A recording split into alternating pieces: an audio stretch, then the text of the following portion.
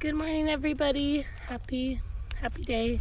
I just wanted to show you guys really quick how I'm separating my onions. So these onions came in a 6-pack from the store, and if you leave them like this and plant them, there's not going to be room for them to expand and grow.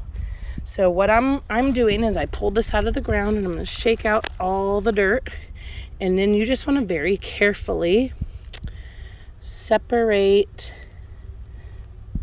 the roots. So then you have this right here will be its own little onion.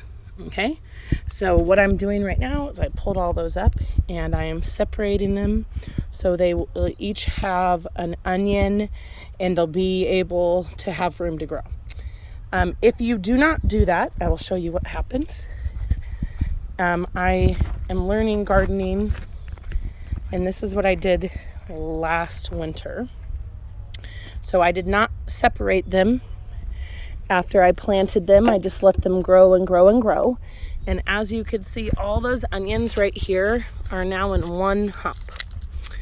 So these onions right here, this is a tiny onion that didn't even have room to get big because there was no room to grow because they were all together. So if you see, that was 1, here's 2, 3, that's how all the onions were because I did not separate them and give them room to grow. So these top onions were able to get the biggest, where these other little onions are tiny, like some of these aren't even be able to use. So this one short area is what I first planted them in, and then I never moved them. So you see, that's what's going to happen with the onions. So now that I'm separating them, each one of them will have their own space to grow a big bulb onion. Onions are ready to be picked when the tops die. Let me go back to my old onions. So these right here are onion flowers. They're absolutely gorgeous. They're my favorite flower. They're so pretty. And if you see on this one, you see if you get those little black dots are actually what the seeds are.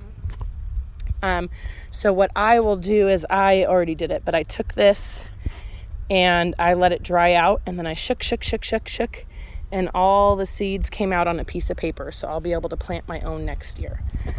So onions are ready to be picked when they're falling over and they're dying. So all these onions are not ready.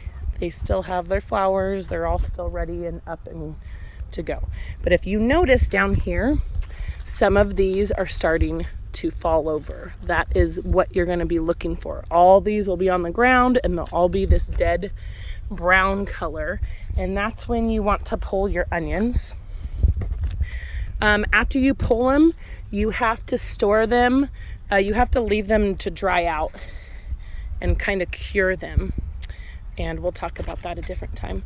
But there you go. That's how you separate your onions and you thin them out, because if you don't, they're not really going to have time to grow. So this is going to be a huge little onion patch. Well, I have way more onions than I got from that last batch, and just going to plant them just a few inches apart. And I had so many that I actually had to make the onion section bigger. But you just go ahead, make the hole, put the root in it, and then bury it, and that is it. Easy peasy. It took me about 10 minutes, and then I will now have way more onions than I would have had from my last batch that I didn't know I was supposed to do that. So there you go. That's how you thin your onions. And really anything, when you're growing with seeds, you have to thin it out because the seeds are all clumped together. I did the same thing with my broccoli, cauliflower, and Brussels sprouts. Have a great day.